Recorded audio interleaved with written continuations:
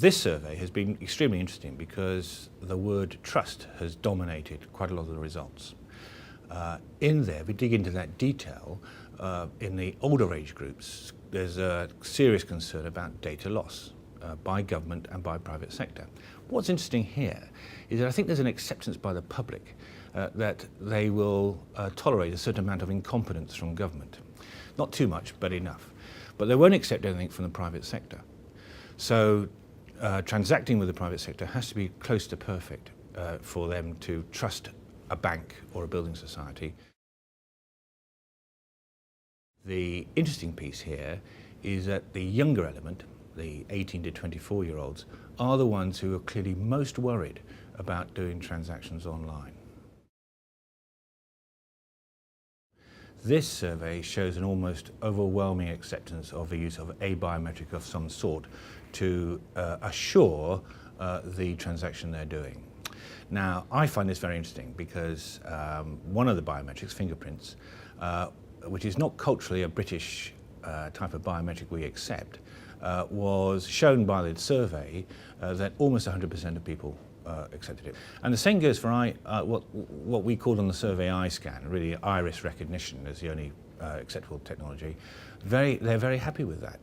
Now actually at the moment they're going to get, it's a very old technology. It's quite intrusive, but actually what's coming in that technology, which we in Unisys are pushing forward on our systems, is iris on the move.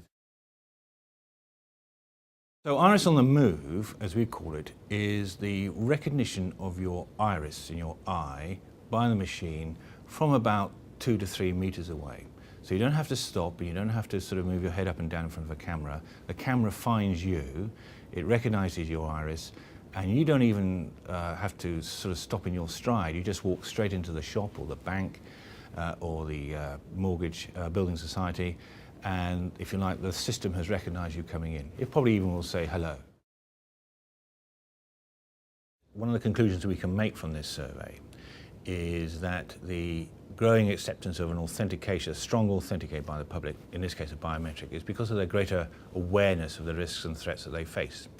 That is part of the maturity of their use of the internet because of the introduction of broadband 4 or 5 years ago. There's been an exponentially accelerating use of information by the general public. It's just overwhelming. And in doing so, you have this initial surge of people just trying to do everything. And then they realize the risks and threats. And I think that's the stage we're at now.